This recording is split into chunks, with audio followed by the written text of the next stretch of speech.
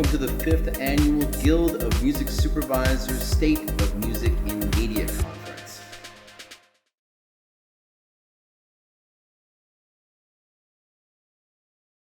Hello, everyone. Welcome. I think we're going to get started, so if you'd all like to continue talking, we're going to also do the same thing and talk up here. Welcome to Music Coordinator Takeover, where to begin. We are going to talk today a little bit about what, the sort of the behind-the-scenes part of music supervision in terms of what a music coordinator is and does and who they are and how hard they all work, or we all work, and the many factors that are involved in music supervision in general. So we have a great panel here of people who come from different backgrounds, who have different experiences, who hustle in all kinds of different ways, and I want to put a spotlight on them for how awesome and hardworking they are, and for the types of projects and what value music coordinator brings to any company, music supervision, independent company, trailer house, et cetera. And we're going to focus a little bit on the idea of like, how do you get to this position? Where do you begin? If anyone here is looking to become a music coordinator, looking to get into supervision, we'll talk a little bit about the things that they all did before this that sort of helped their jobs now, or things that they wish they had learned or done, and things of that sort. We'll go through a conversation for a while, and at the end we'll do a Q&A, so hold those to the end. But anyway, I'm going to let each of them introduce themselves and sort of just name where you currently work, and yeah, just kind of that. So we'll just start with Leah. Hi, my name is Leah Bublis, and I'm the senior coordinator of the creative music integration team at Viacom. Hey y'all, I'm Conor Aspell, and I currently work at Buddha Jones, which is a trailer house. So we do movie trailers, TV spots, digital promos, and various other things that you've probably all seen before watching a movie.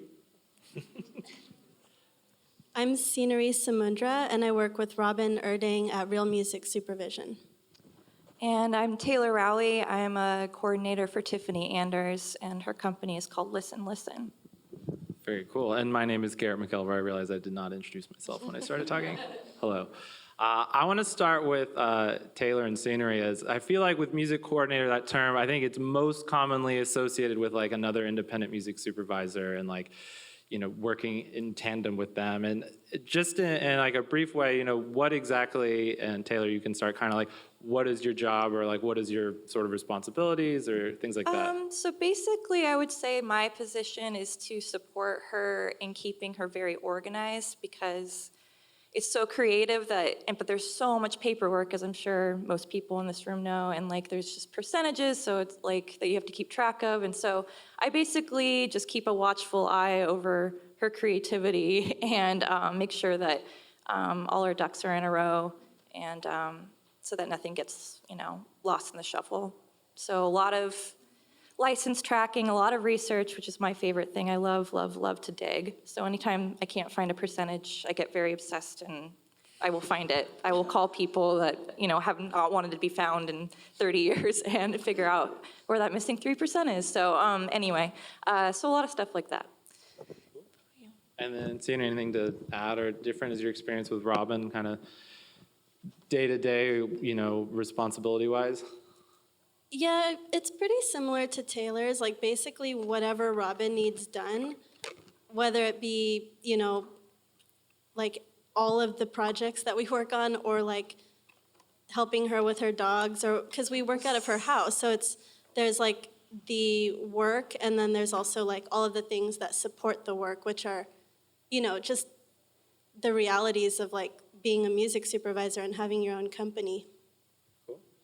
We'll come back to that in a little bit, but with Conor and Leah, you're both with like established companies, so it's a little bit different in that you're not necessarily working for one individual. So maybe Conor, tell us a little bit about the day-to-day on a trailer house.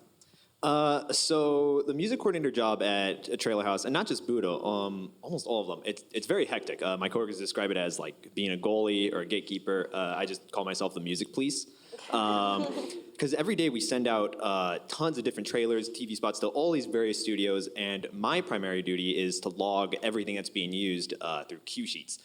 Cue sheets are absolutely essential. They are a foundational part in the whole process of like finishing or before things go live. It lists all the music, all the sound design, master publishers, durations, contact emails, and it's mainly for studios so they can go out, get quotes, and license stuff before those go live. And at Trailhouse, is there like a music supervisor like title as well, like another position there, or is the music coordinator sort of like the catch-all, like you're just collecting all this information? The music coordinator is the one that does most of that. We're the ones that go out. We are the ones that like track everything, log everything. We're like a liaison between a lot of the studios and the producers at Buddha Jones. And yes, we do have. I work with the music team, and we have a few music supervisors as well as our music director. Very cool. I remember another, supervisor coordinator I've talked to in the past about trailers. It's interesting because just to make the point how, with Robin and Tiffany, they kind of sought out someone to help extend their projects and the work, bring them into their environment and their workload. But with Buddha Jones, were those supervisors involved in like choosing you, or is that sort of like a separate hiring process in terms of what Buddha Jones was looking for? Yeah, they were involved with choosing me. Cool. Because I came from a previous trailer house as well. So they're looking for someone who has like the experience, that knows the libraries, that knows people, and also someone that can work very well, that like knew the trailer game already. Yeah, for sure. All right. And then Leah, you're at Viacom in a senior coordinator level. What does this entail? I feel like it's pretty unique as opposed to other supervision companies because we do have an in-house music supervision team who's like here. Whoop, whoop. And, we do music supervise a couple things in-house. We do outsource it to third-party music supervisors. But we also work with the marketing team. I work with, as a senior coordinator, I work with the programming team because we offer a lot of promo around the songs that we license for our shows. So it really does allow me to get like a nice, well-rounded perspective rather than just like straightforward music supervision. Sure. What I love in each of these answers too is like the term coordinator is such a broad term, and I like love it and hate it at the same time because I feel like in some ways you're like, wow, this is so great. I'm like coordinating all these like cool things, but at the same time you're like, oh, I'm like the assistant or whatever. But I think what each of them described and what they're doing is so invaluable to any project. Like you're mentioning researching, like finding these percentages, like that's something, music supervisor is also doing, and you really are an extension of the supervisor of the company and the music team that you work with. And I think the coordinator role is such an important one in that you're really involved in such an integral way, and it means something different for each person you work for, each company you work for, each media, and I think understanding what they need to know and do kind of helps anyone who's interested in becoming part of this world and part of this field, and the things that you're expected to know are more than just being, a second person or being an assistant, but it really is being able to be the supervisor, with the supervisor. It's like, maybe the titles are different and you get into the politics of who's hired and all these things, and you're hired to support them, but you're really at a high level working as the extension of these companies and these music supervisors. So off that, I want to, just so we all know a little bit about each of your backgrounds to kind of get into like what you bring to the projects. I want to have each of you talk about, a little bit of your story. Like where were you before this, other companies you worked for? Were you always in music? Did you work for a different type of, industry or anything like that? Just to start picking out, the lessons learned that really help you succeed today. So I don't know if anyone wants to volunteer to start. We can just keep going back in these reverse orders. Yeah. Okay, well, I went to film school in college, and so I was also, at the same time and for many years after, a college radio DJ at KXLU. So music and film have always been very connected for me, and I, when I was in film school, I graduated in 2006, and at the time, I think I kind of had a vague understanding what a music supervisor did, but I had absolutely no idea how anybody would ever get a job like that. So after that, I worked for a publisher for a couple years, and I decided I didn't like it. So I diverged, and I worked in photography, and I worked in art, and I worked at a movie theater for a long time. But then always was feeling like I need to get back to my goal, which is I wanted to do. I just felt more and more pulled towards it. So then it's like, okay, well now I'm 30 years old. I want to do this. How do I do it? So I just started watching and paying attention to things that, when I was watching TV or movies, like who's supervising this? And if I liked something, I would take note. So I saw a movie, it was, 3 or 4 years ago, called The End of the Tour, which the supervisor I work for, she supervised it, and I just adored the music in it so much. So then I wrote her. Unfortunately, we have mutual friends, and it actually took me a year and a half to write her because I was so nervous about it. But I wrote her, and then I was like, I was just wondering if you need any help at all, like even if we could have coffee. And within 20 minutes, she wrote back. She was like, yes, I need help. Can you start right away? But yeah, So she was at a point in her career it was picking up, so she didn't need a lot. She was getting more and more projects, so she needed someone to just jump right in. And yeah, so we've been working together for 3 years now, and it's great. And do you feel like any of the film school background you had help you understand even just the world you were entering into? No. Film school is the biggest joke on earth. Sorry, I know it's but I mean, at least when I went to school, it was. I think that maybe it's better now, but I think that when I went to school, film school for me was. I mean, I'm not going to even tell you where I went because I'm already getting booed. But but my film school, the experience I had was that it was just so broad that I didn't feel like I wish that my school had been more focused on editing, because I think that is something that's very, part of what we do is, we're working Music with editing? editors and music editors and stuff. So I just wish that my school had been more focused, but it was just too broad. However, I was so fortunate to go to a school that had such a good college radio station that actually helped me more, because I always had a lifelong love for music, but I don't know if I would have continued being invested in the trends of independent music and, digging for stuff that's more obscure. And I feel like, I just stopped doing the show in April, but I did it for 16 years. And so I think it kept me very invested in music, so.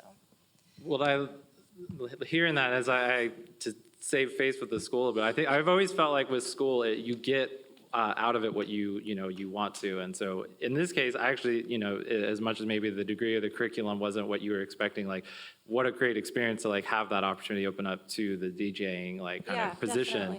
And I think in studying ahead of time, it's sometimes you might be at film school, be like when I was in high school, I was like, I'm gonna be a director someday. Kevin Smith's my favorite director. I want to be Kevin Smith. And I started learning about what he did, and I was like, wow, he does so much more than I care about. I don't want to do that. But it was that passion of kind of just opening a door. So maybe you spend some time studying something, or with a curriculum, or maybe it's another job or something less related to education. But I think it's finding the opportunity and picking out what it's gonna change you and help inspire you for your future. I think that's really great that you got into that DJing position where you can kind of explore, because that, in the many things a music supervisor and a music coordinator do, is just music. It's the passion, the love, the digging, the searching, and all of that. So very cool. All right, Senior, we'll jump to you. I know you also have some DJing experience, current, past, future, I'm sure, lots of it. So I actually went to school for pre-med. I thought I was going to be a doctor.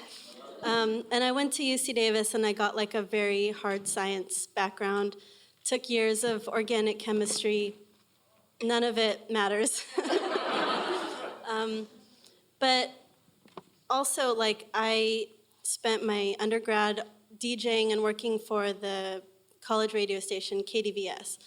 And I was a program director and a music director, and obsessively, would listen to records, not thinking that it would ever lead to anything. It was just that was my passion along with science. And I never really thought that there was a job that kind of perfectly, combined both worlds. And I had a really strange trajectory, applied to medical schools, didn't get in, worked at coffee shops, worked at restaurants, worked for Sundance, worked for record labels. I've had every job. And it wasn't until I worked at Sundance that I realized that this was actually a career, music supervision, where you can work with composers and you can work with nitty-gritty percentages and get totally nerdy and draw from this vast library of knowledge. All of the things in my life that I had done leading up to this, like kind of prepared me for it. It was like a big puzzle. But I didn't really know that there was this job until like I got to the end of the path, sort of.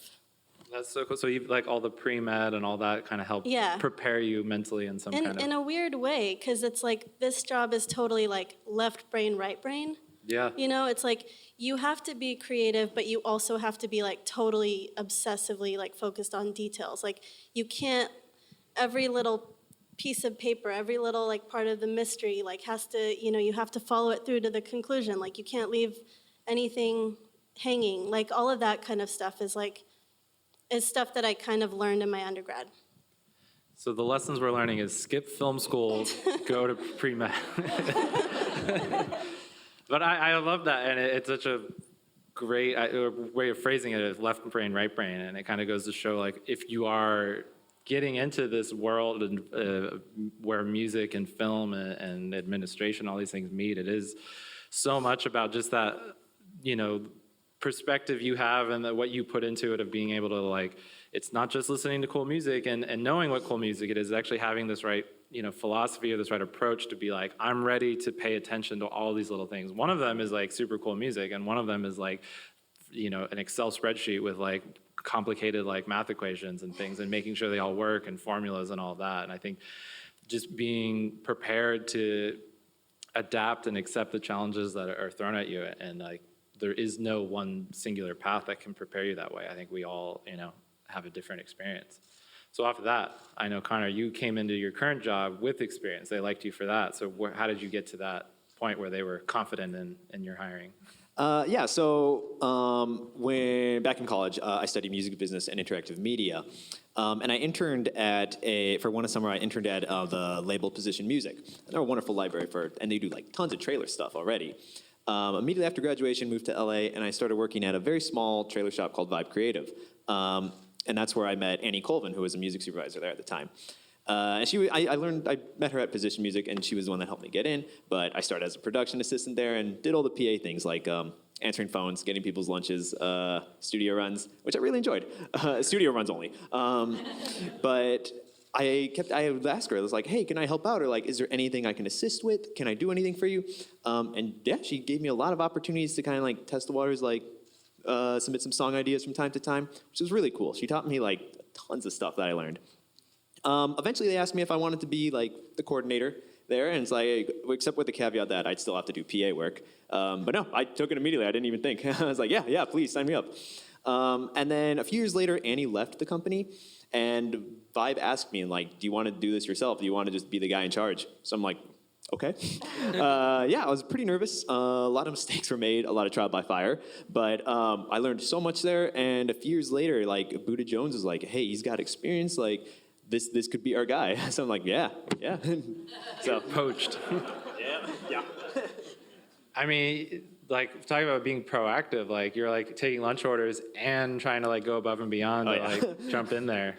And, I mean, so many, I think, in any industry or any field, it is just, like, that proactive mentality of, like, yeah, like, I'm here, so, like, I'll do the thing that I'm here for, but, like, what else can I be doing? And that, you know, to any position you're in, I imagine both of you and myself included, like, you're always like, what else can I be doing? It's like, you're helping a company, you're helping a team, an individual, whatever it may be. You're also working for a larger project. There's a studio, there's editors, all these things. It's like, you always want to be the proactive person, because you also want to, like, stay employed and be brought back on for the next project. So you want to, like, hopefully get hired yourselves and make a good name. So I think these are all, like, wonderful traits that each of you are lining down for everybody.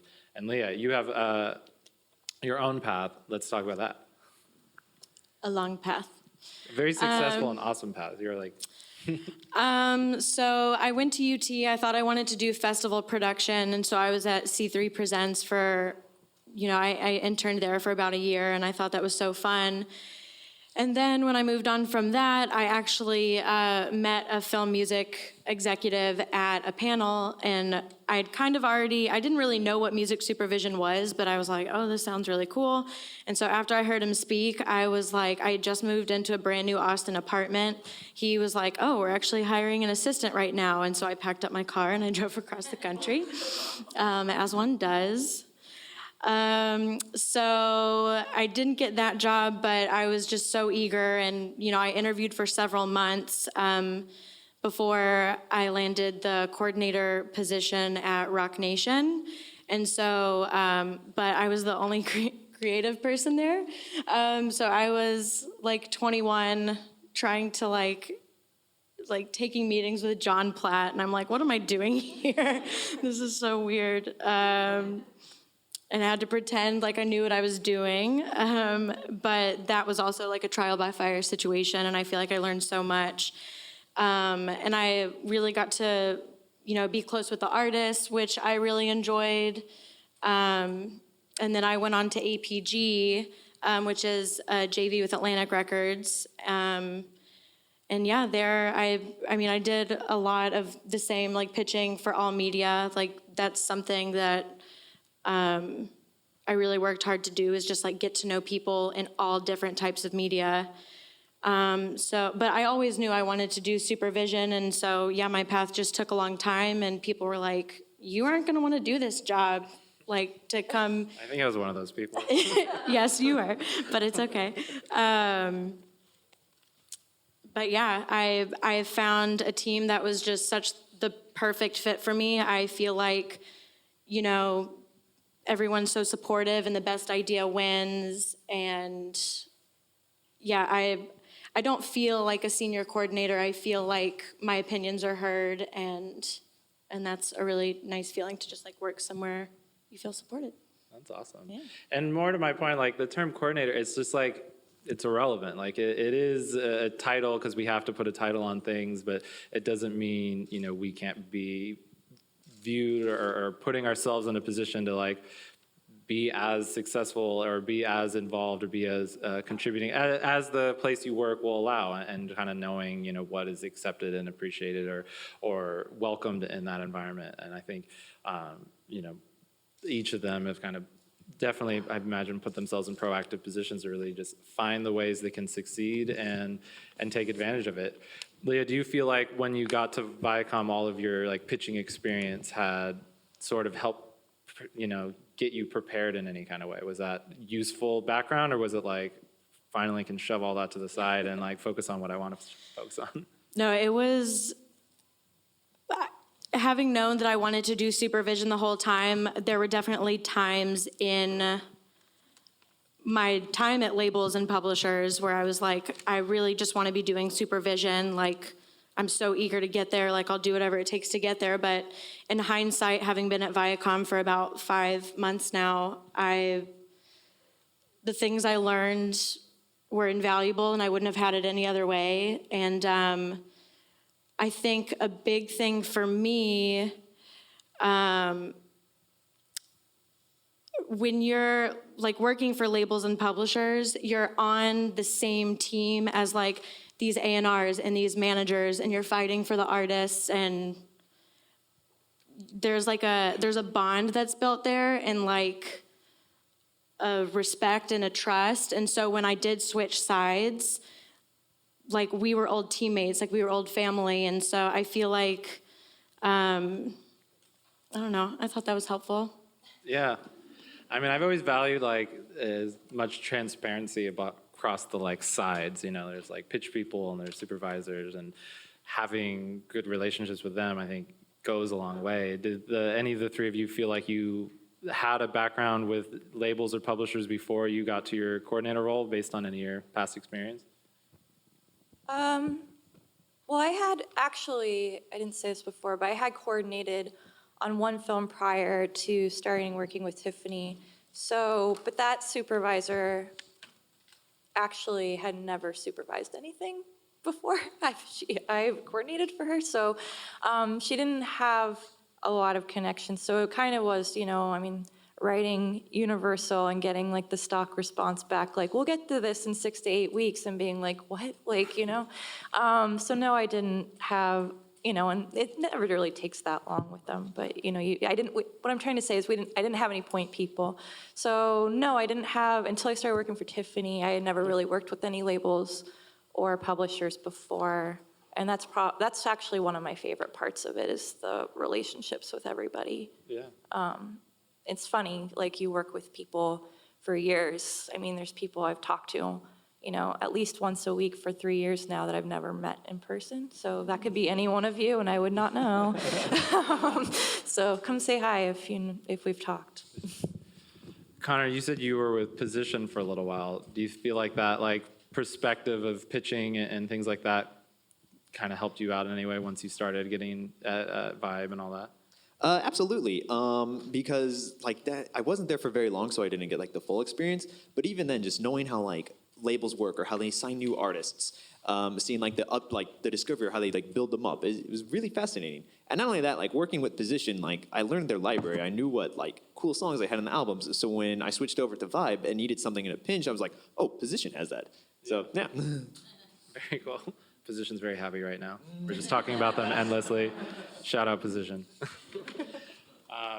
Well, great. I wanna keep on the theme of a little bit of what we can, at our different experience levels, what can we continue to promote to those who are looking up here, being I want to be up there and become coordinator, because it is just, we're all hustling, we're all working hard. Do you feel that there's things that people can be studying or learning or getting into programs? I know, Taylor, you mentioned music editing. How much should we be out there getting a free trial of Avid and just messing around? I mean, I would music editing is something that I myself would like to investigate, but I have not. So I can't answer that, but I would absolutely. I think most people now know, hopefully, that what we just said, that music supervision is not just being it's a cool playlist and I have good taste and whatever. I would definitely recommend that everybody.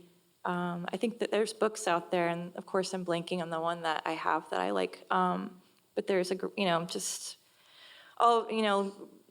know how to reach out to people and what to say, and because I think a lot of the hurdles of getting into it is not knowing what you're doing and figuring it out as you go. So. I think licensors want to know, there's always the questions that, they ask the overall budget, the music budget. So just knowing how to basically send a request letter at the very least is something I would, in the licensing process. Cool. Yeah, that's what I would suggest. Senior, anything you want to build off of that, or throw you a curveball? I would say that in this business, you really don't know what the job is until you start doing it. A lot of people have very different misconceptions about what the job is. It's not about putting a playlist together. None of the shows that we work on are the scenery show. It's none of it is music that necessarily I listen to. It's you're there to support the vision of the director, the producer, the show. So it's you really just have to get experience any way you can, and most of the time it's through internships. And it's unfortunate because a lot of people who want to be interns don't have, they're not independently wealthy. It's really hard to be an intern, support yourself. I mean, I personally worked 3 jobs when I was an intern. And you definitely have to put in the work, but it helps if you have a very clear vision of what you want to do, because it helps motivate you through the challenges. Yeah, that's a great point too. I'm curious with all 4 of you, at any point do you feel like you were working multiple jobs just to stay relevant in the business, try to be involved in something in supervision by finding employment wherever you could just to pay the bills? I don't know. I've always held other jobs besides this position, which can be full-time or part-time depending on how busy we are. Oftentimes it feels very full-time. But it's been necessary for me to maintain other jobs. The great thing about working for the particular supervisor that I work for is how flexible she is, and that her understanding of the limitations of, the pay, basically. So yeah, I'm able to kind of I'm always kind of on call, and but I'm not it's not like a 9 to 5 thing. So I basically, as long as I get my work done, then I am able to go and make other income elsewhere. Hopefully that will not always be the case, but I feel like we're still building her career. So hope, maybe that will change at some point. Yeah, I mean, I think we're all having to hustle in different ways. And when I started working at Super Music Vision, I also worked multiple jobs, and like still to this day I find odd jobs on the side, or I teach at night to kind of just stay active and things like that. So there's, not to make a pessimistic view of things, but it's like there's always this struggle of like, there's never like, oh, finally I'm working as a music coordinator, I'm finally getting like a supervisor credit where you're like, I've made it. It's like we're all working really hard, and even to the point of, Robin or Tiffany are just like a little bit farther along than any one of us, and they're also working multiple jobs. They just happen to be mostly music supervision jobs, and then that's where they're bringing any one of us into their personal lives to help their career, and we're also focusing on our career, and it's just a communication system of how to work together, how to help each other, and ultimately help the, company that you're at and the person you work for, and really, support their business that they're creating. And one other thing I want to ask on like things that people can be learning. I'm curious, and probably more on the studio and Buddha Jones side, is there certain technologies or programs or things that are day to day that, anyone here could be learning or becoming more familiar with and experienced with? Yes, absolutely. No matter what role you have at a trailer house, whether you're in like graphics or if you're an editor or anything, even music, you will have to go through like an editor's timeline. You will need to use these software, like no matter what, there will always be an opportunity. So I'd say at least learn Avid or Adobe Premiere, because those are pretty much the big ones that get used. And also having like a very big background in music theory is insanely helpful. Oh, really? Yeah, because editors now are getting so savvy. Like almost every editor at Buddha is also a musician. So they'll ask things like, can I get like a bass pulse in the key of D? And if you know like the key of D or all that stuff, you can like give them such a big, wide range of like new material, whereas just like looking for a single thing. So no, music theory is very, very helpful. And it also really helps when you're like working with composers or like trying to get custom works. It just helps you articulate to them and like really kind of nail the fine details. That's so interesting. Yeah, I will second that. I actually want to take a music theory class so I can better communicate with our composers. Like we have a music library as well, and we are often giving notes to them. So just like wanting to be super, you want to speak their language. So yeah, I would say that. Other databases, I would say like we use Disco now, which I feel like it's very, especially if you're at a label, I feel like using that as a pitching tool is really helpful. Or if you're a musician and want to pitch your own stuff, like I know a lot of supervisors and companies are on board with it.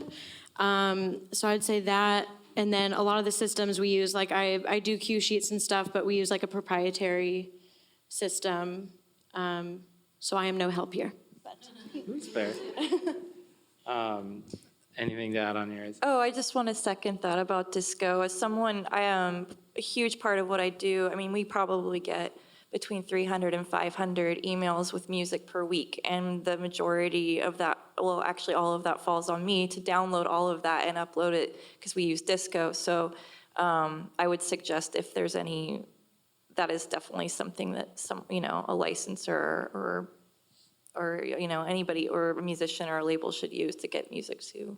That's a commercial for Disco. So. Yes. Shout out Disco. I also want to shout out Disco. Disco. I love Disco. It's amazing. They're It's here today. life-changing. Yeah. Are they? Everybody here, but they're in the building. They're also very happy. I'll add in one more.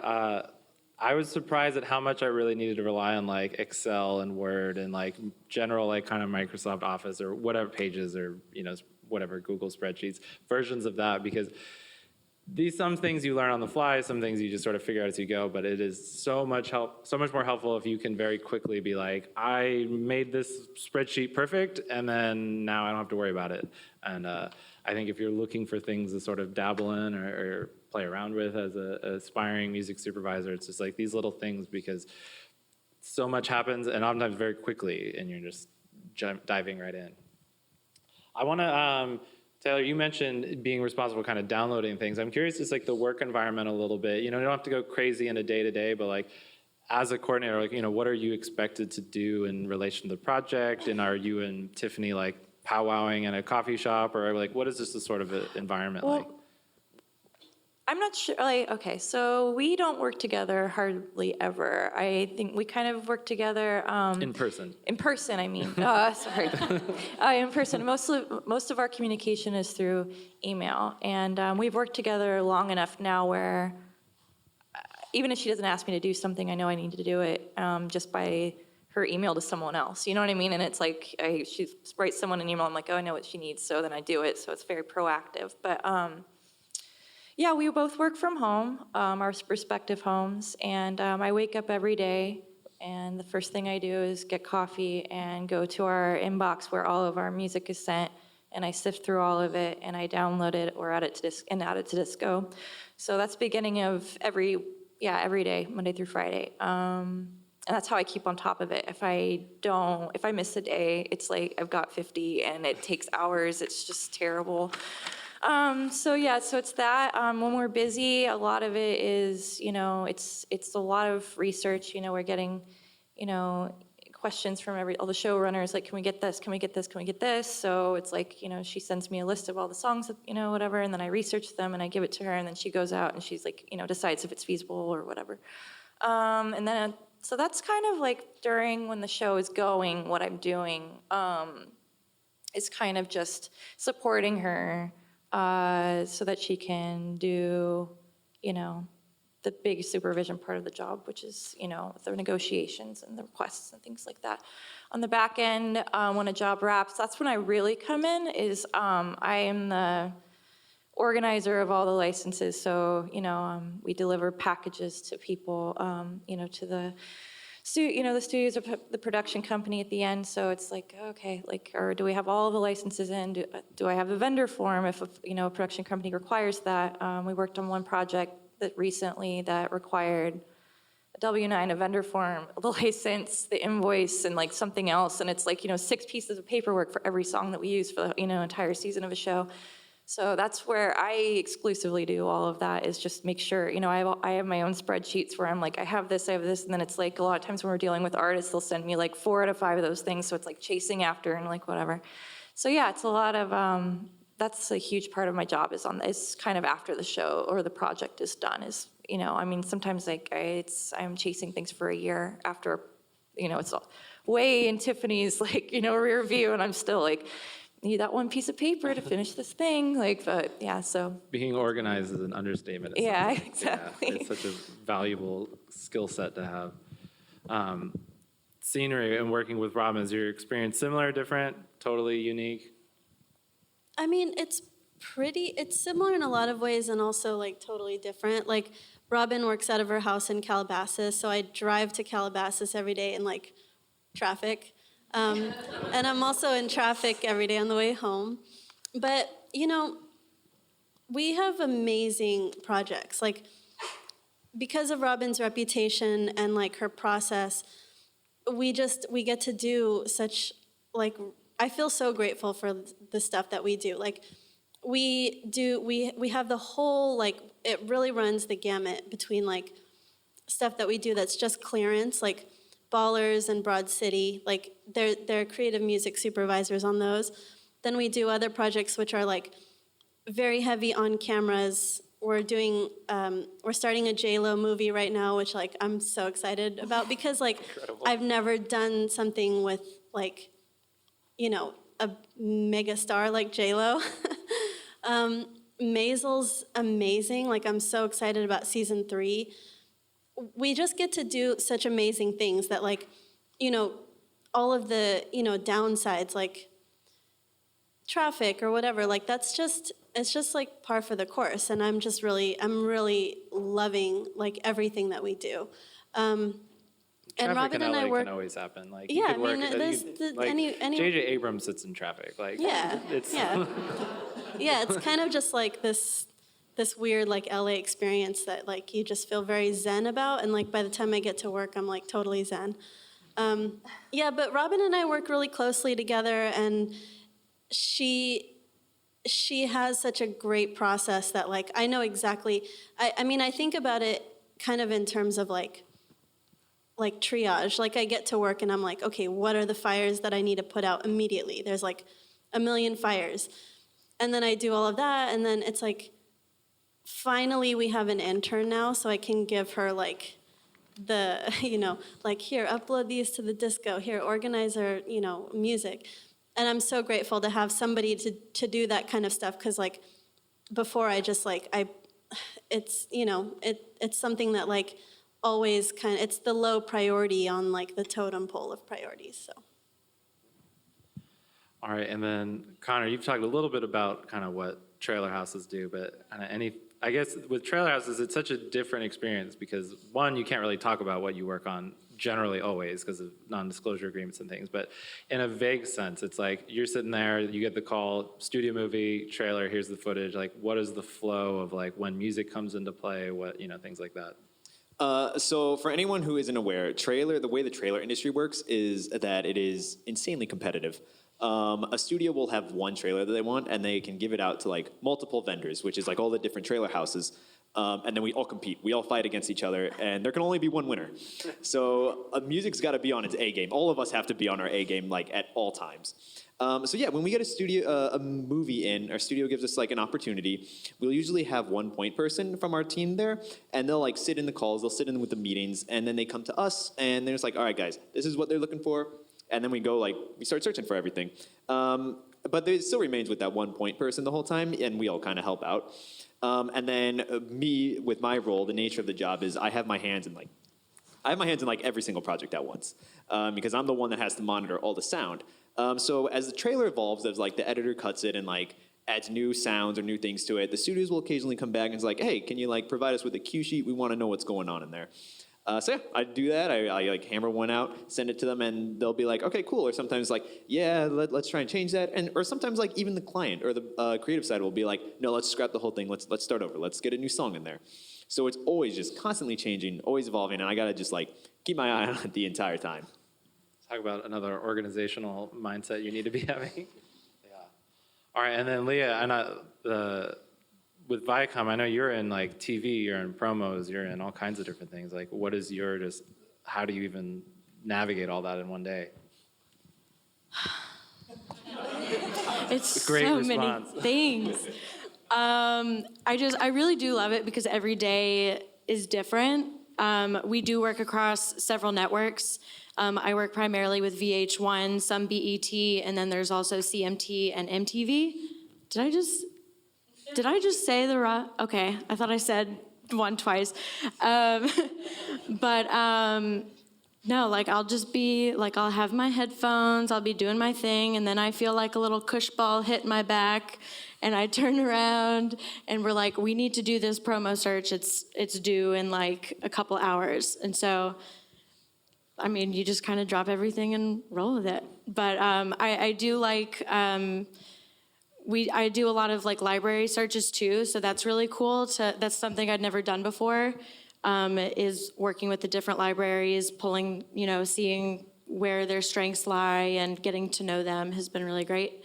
But then also like pulling licensed music. So, I mean, yeah, it's promos, it's if something needs a theme song, if we need to replace licensed music with library music, that'll live on, in perpetuity. That's a couple things. I'm missing a lot of things. But I do, a big part of my job too is that, when we do license a song, we typically have like an ad card or like a chyron essentially too. And so I work with programming and with digital to like get everything looking real cute and perfect because, you don't want to miss. It's a lot of like, the minutia of, it's like everyone's job. It's just a very organized, very detailed thing. Because if something goes on TV and it's like the wrong song or the wrong artist name,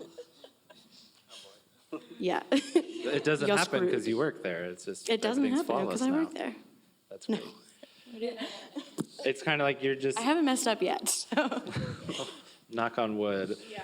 I love it's kind of like you're playing tennis and you're just like hitting the balls that come, no matter which direction. You just have to keep volleying and knock it down, like you said, and just, or you putting out fires and things like that. And I think so much of any job in any kind of relation to supervision is just like, stop what you're doing, we're doing this now.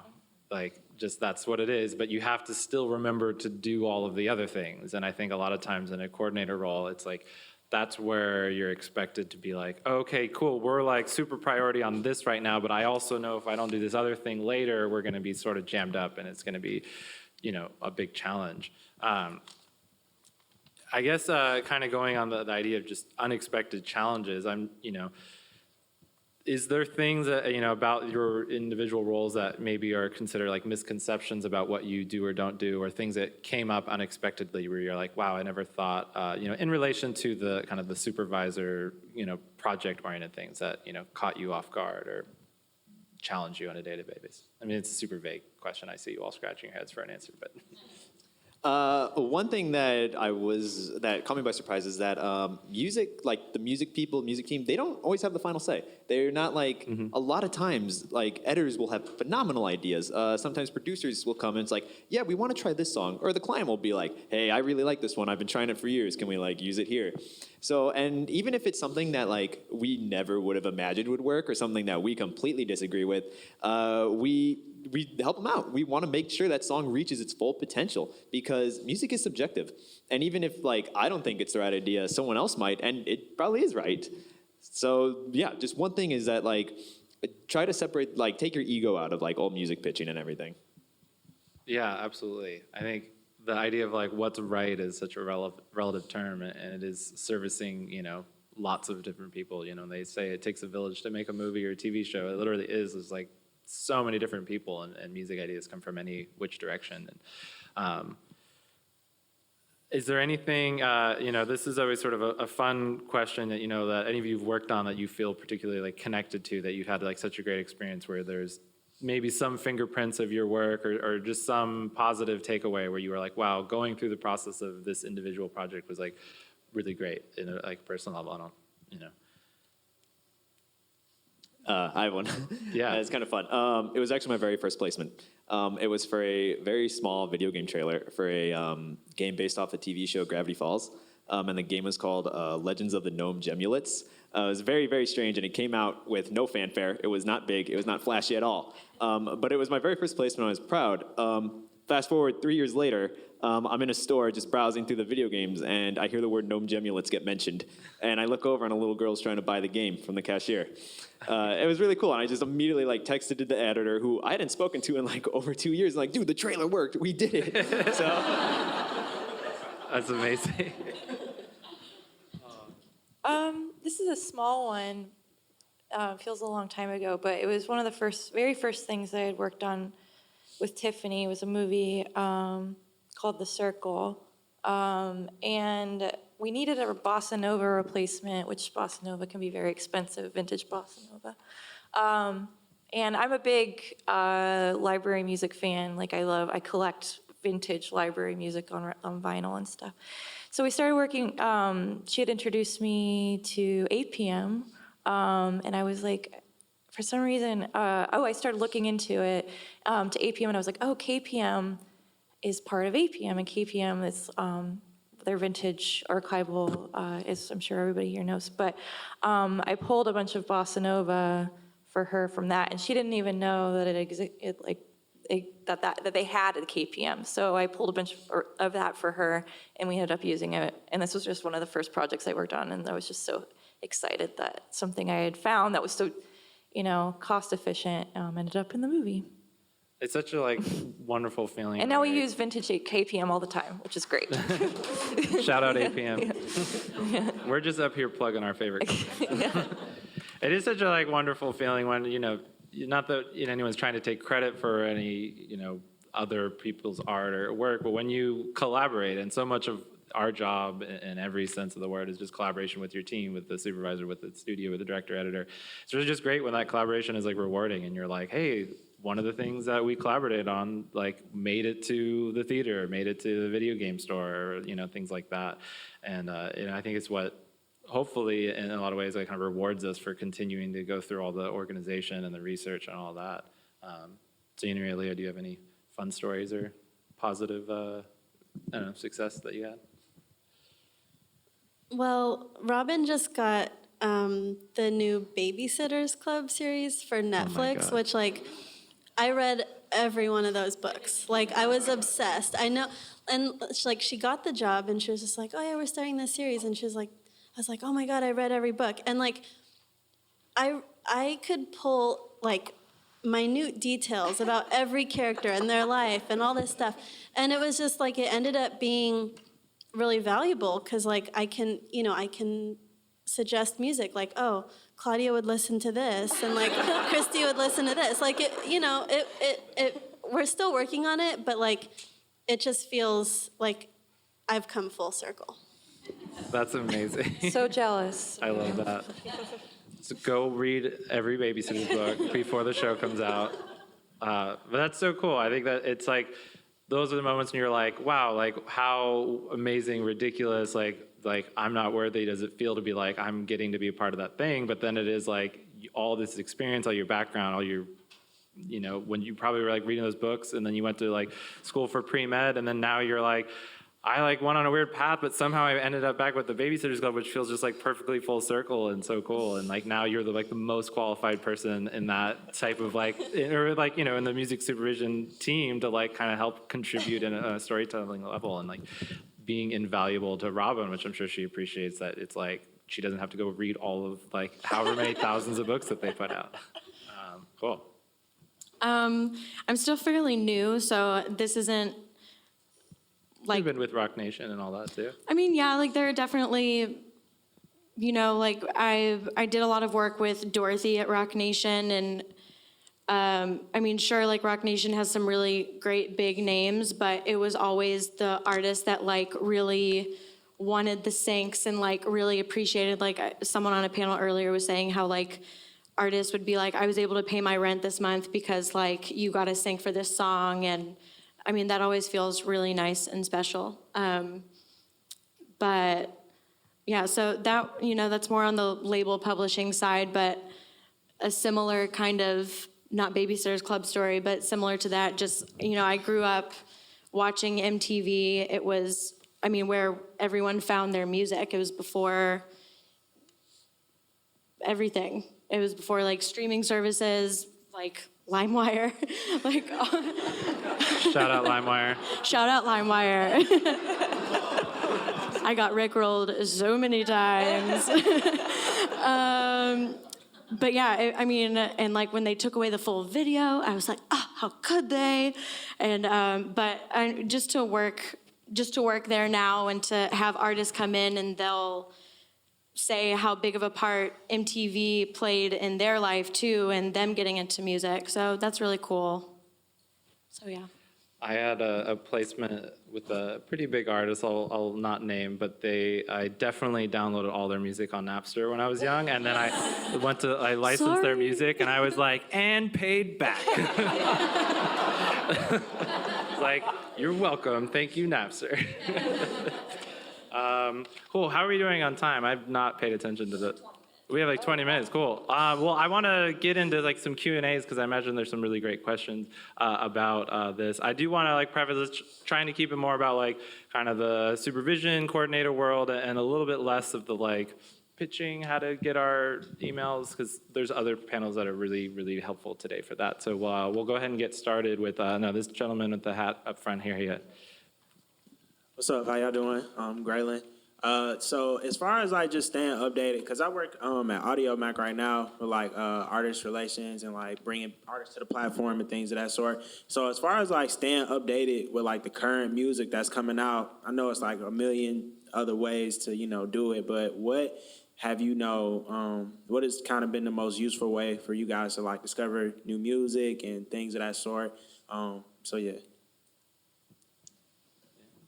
I mean, literally, like I said, a huge chunk of my job is just going through our inbox of music every day. So that is how I keep up with music, is just being sent new music constantly. Like, it's just like whatever. But I really appreciate when in emails when people say what music, if they're sending me music, what the music sounds like or what it would be good for. That's really always really helpful. You know, female empowerment always comes to mind, constantly getting, you know, female empowerment playlists and stuff like that. So just the most, it's very helpful for me when I get emails that are for music that are, you know, descriptive. I don't know. But yeah, so I just get new music all day, every day. Yeah, I was gonna say that labels and publishers, they're so good at sending like new updated stuff. They tell you it's like, if you like this band, you'll like this band. Yeah. But if you're not like in the loop to getting those kind of emails, there's so many other different ways. Like every week I do like quick glances at Billboard's Top 100. Spotify's new music is like super good. They list everything. I love how they have two separate lists, which is like here's like your top songs and then like here's all the viral upcoming stuff. And then like a lot of other sites like music blogs, they always like do really, they like promote really weird stuff too that like you wouldn't find anywhere else. And then working in trailers, like a lot of times weird is what we go for. We want to like find the stuff that no one's heard or like something that breaks the mold or stands out. Yeah, I think like the Spotify Discovery Weekly is like so helpful in such a weird way because you're like, wow, I like could not have found this artist otherwise, and this was like an algorithm on Spotify or like any of those types of things. So I think it's like a discipline of just like doing your homework. Like I always kind of like phrase it that way, where like, you know, we do all these like spreadsheets and budgeting and meetings and all the things and what the jobs entail, and then it's like you also have to go home and like be a fan of music, and you know, however you find it is probably how we also find it in a lot of ways. Yeah, or like, you know, my friend will be like, have you heard this album? And I'm like, oh, I haven't. And then suddenly like my friend is the most like valuable pitch person I have, and it's like yeah. Anything else, or are we going another one? I would suggest NTS. Oh, yeah, Like definitely. I worked as a producer at NTS. Taylor has an amazing radio show at NTS. It is by far my favorite independent platform for music. Like any kind of weird genre that you like, they'll have like entire. I wanted to do a show on NTS on Japanese psych music, specifically about this one label, and I went on the NTS site and somebody had already done it, and I was like really mad, but like that is why they're so rad. So like if nobody's checked them out yet, like definitely and listen to Taylor's radio show. Thanks. Yeah, my alma mater, KXLU, I can't recommend them enough too, because no one's more connected to, you know, to new music than kids, and most of the DJs during the day, and you can stream it, are all between the ages of like 18 to 22, and they're, you know, they get new music at that station all the time, and they are really on the pulse of that kind of thing. So yeah, I mean the radio really too. I don't know why I didn't think of that, but yeah. So KXLU and NTS, KCRW, I guess. Cool. All right, next question.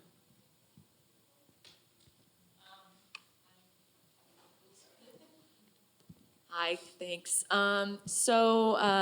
You guys have all talked about the various jobs you had leading up to what you're doing now. You've talked about jobs that you have on top of the jobs that you're doing now.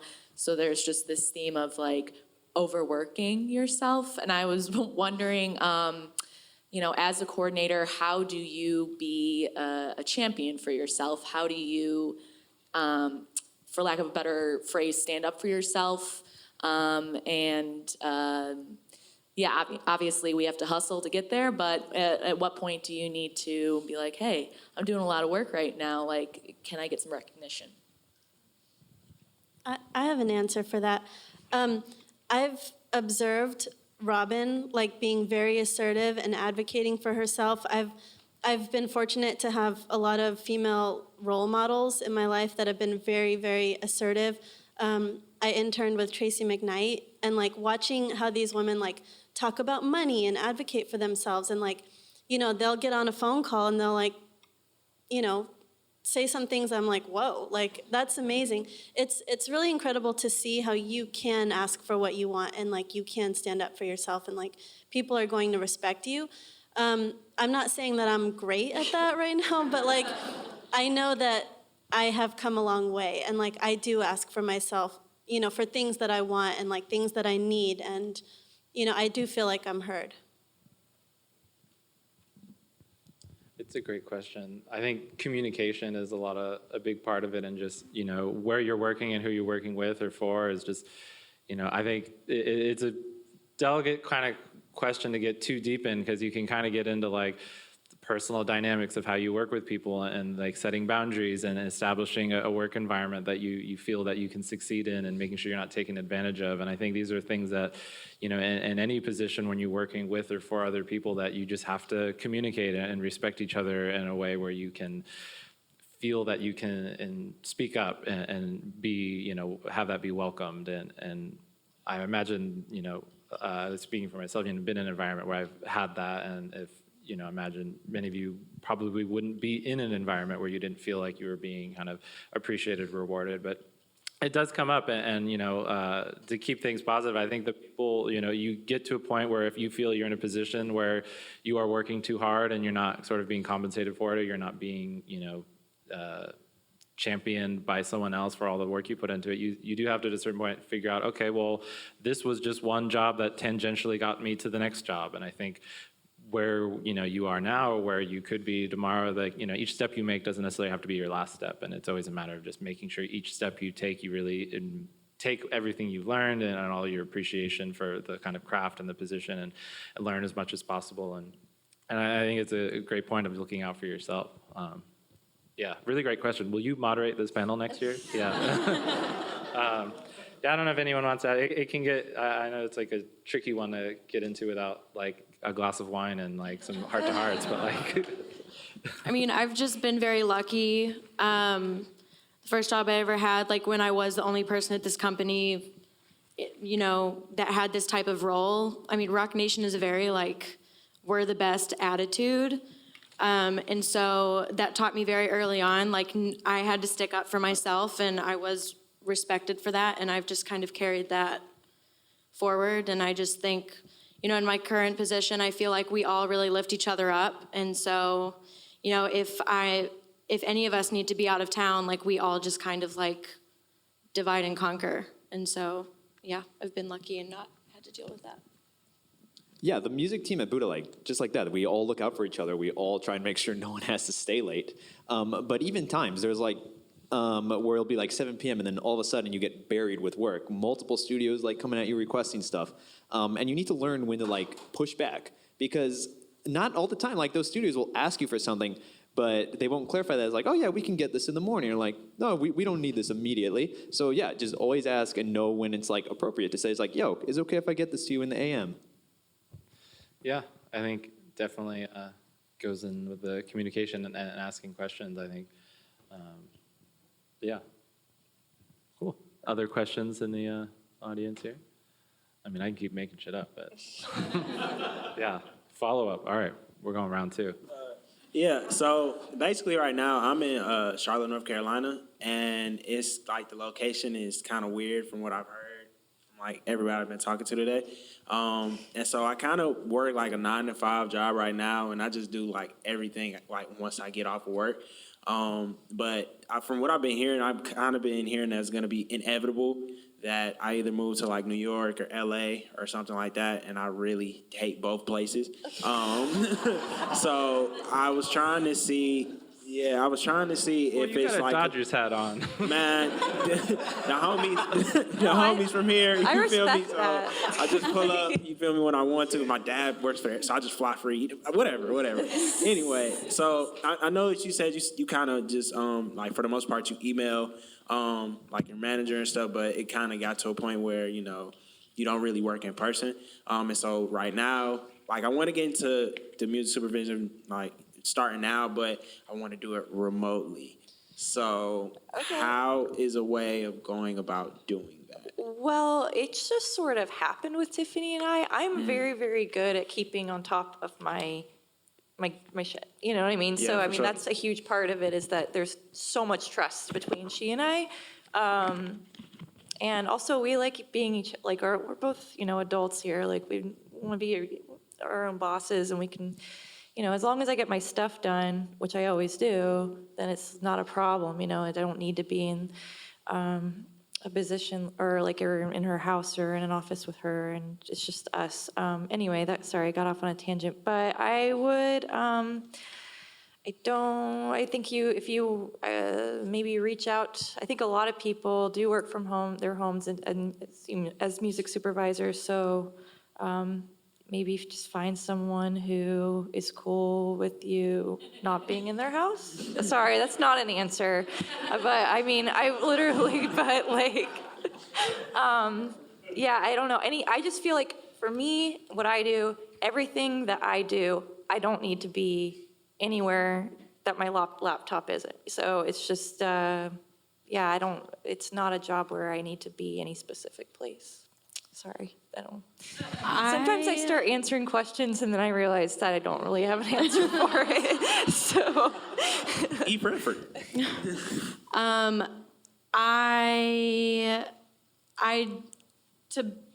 To put it short, I do feel like being in LA or New York is invaluable just because, like, I mean, you get to come to things like this just like on the weekend, like everyone is here.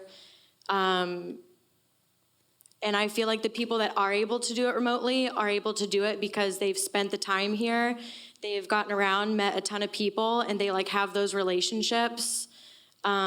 That like there is that trust and you can work remotely.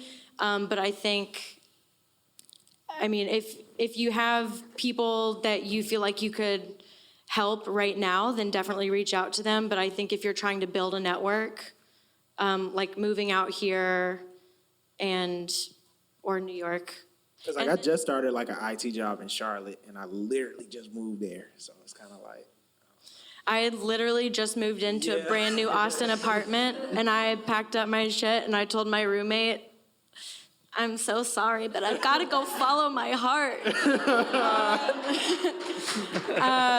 that takes a lot of courage, so I commend you for that. Thank you. But yeah, I'm doing the tangent. Or if you could just spend like a certain amount of time out here. I mean, I have friends who live in New York that work in music and publishing and pitching that feel like they also really need to be out here in LA because of the film. I mean, much more film and television is out here. So they kind of split it up and they just, they work for a company that will help them, get an Airbnb or whatever, but they totally are bi-coastal. So if that's something that's feasible for you, I mean, I've just have people in my life and in this, friends in this industry that do split their time between the East Coast and here. So even if you could just set up like meetings with people here and fly out. I mean, you said that you're. Yeah, my dad. Yeah, that's awesome. I mean, so yeah, you could be doing that, so. It's super tricky because, so much of like being a supervisor or coordinator or any position, it's kind of serendipitous in a lot of ways where you're like, I was at the bar and like I ran into a friend and then they were like, oh, I heard my other friend who's supervisor like is looking for a coordinator, and you're like, good thing I went to that bar that night because otherwise I might not have gotten that position. And with LA or New York, sometimes it is just you're meeting, you're at these events, maybe there's after parties for this, or you're like connecting with people, or sometimes more random than that. Sometimes you just like your friend who doesn't even work in music starts dating someone who ends up like being like a cool supervisor, and you're like, I didn't know I would meet you this way, but here we are. Like, and this is literally like not far-fetched ideas, and that's to say that it's like serendipity where you're like, you kind of want to be around the scene, the industry, the people. Doesn't mean you necessarily have to move here, but I think having some kind of presence. But the other thing you could do is like, we haven't talked about too much about like other ways to get into music supervision, but you could be looking at like, are there like colleges like near you where there's filmmakers or people who are like making content? Like, how can you help the people in your community like make sure the music they use is licensed properly, and like learn what you can at night, and then find out if like there's like people making videos and things in your area, be like, I want to help make sure the music's done correctly, and then you're just working with them on a way where if those videos go viral, suddenly you're like a part of that team, and you can be a music supervisor, and it might not be profitable right away, but it's a way to build your name and kind of build a community wherever you are, and that can happen anywhere. Like, people have become stars in every neighborhood these days. It like doesn't have to be Los Angeles or New York, and I think meeting other filmmakers, meeting other like content creators is just a way to like attach yourself to other industry types and be like, I know music, and like learn how to clear a song. Like, that's something you might be able to do on your own. And then if you can do that from anywhere, it's like, that's just a laptop away, and then you become invaluable to somebody else. Is there a book on clearing songs? I'm sure there's There lots. is, and I can't, I will, There's one Yeah. called, it's by Cheryl Churchill. What's it called? Like, it has some general name like music supervision. yeah, I know. What's it called? I do, if we talk after this, I will pull it up on my phone, but I can't remember it. But apparently, I've heard from many people, and it's the reason I bought it. I even know, I bought it 3 years into having done what I do, because I kept hearing it's like the Bible of of music clearance. So, yeah. So I'll send it. I also think UCLA Extension there are some that are classroom format, but they do have some that are online too, and I know that music clearance and licensing is part of that. Extension. All right, we'll do one last question over there, I think. Yeah. I know you guys have kept it really real about like the volume of work and like the onslaught of emails and everything, but obviously what unites all of you guys is your love of music and its use in TV and film. I know you guys have already talked about like inspirations maybe from your past, like Babysitter's Club or End of the Tour, which I love. That movie's amazing. But do you guys have any like recent placements or soundtracks that have kept you inspired, like maybe from some of your other people in the industry that you just kind of want to shout out or mention? Euphoria. Yeah. Russian Doll is one of them that I love. And I mean, this is, I watched this last year, but it had already been over. But *Halt and Catch Fire*, man, that's like, I know you worked, didn't you work on that? But I love the music in that. And it made me, I've been doing, working in music supervisor. I never get bored, but it's like sometimes you see a show and you're just like, because you want to do that, and both of those shows made me feel that way. Just to like delve in a little more to Euphoria, and why I like it so much is because I feel like it's using music that isn't necessarily syncable, but it's just really finding a place for just really badass songs that don't necessarily fit the format of what most people are looking for. Yeah, for me, I see so many trailers on a daily basis. The two that really stuck out to me recently were the two ones for Godzilla, like the juxtaposition between Claire de Lune and like Somewhere Over the Rainbow with these giant monsters just killing each other. Like those trailers are a work of art, so I love them. I would say like every David Lynch project ever. And one of the reasons why I would say like it's really important to be in LA as opposed to like just some random places. Like I moved to LA, all of these various serendipitous events happened. I ended up working for David Lynch. And like, LA is one of these magical places where that happens, and it's very, very advantageous to this career. So I think it's important to be in LA or New York. Yeah, I think I feel like, music supervisors, in one hand, you could say, like, we're all competitors, we're all, like, vying for the same types of projects and things, but I put so much value into being, like, friends with a lot of people in our community, and I get inspired by, like, some of my close friends are music supervisors. I'm dating a music supervisor. Like, I kind of keep that, like, that passion alive because, like, I hear them talk about their projects and, like, and we'll share in maybe a frustration, but then we'll be sharing a rewarding moment in time, and I think it's so important to, like, connect with fellow music supervisors, fellow music coordinators, fellow like media houses, trailer houses, ad agencies, video games, whatever it may be, to just kind of like, because we all are up here and we're like, yeah, like the Babysitter's Club story is like so amazing, and I totally relate to that because I had a similar experience with the show The Tick, and it's just like, yeah, like that story and like hearing people excited at these moments like makes me excited because I'm like, oh man, like this is just what we get to do, and a good friend of mine, music super Rob Lowry, I would recommend just follow him on Twitter because he just like is always so passionate and enthusiastic about every project he does, and I see it and I'm like, oh fuck, I gotta step up my game and like be like more enthusiastic about everything, and he's just awesome. So shout out Rob. Shout out Rob Lowry. Cool, I think we have to wrap it up, but thank you everyone for speaking. Thank you everyone for listening so wonderfully. We'll see you next time.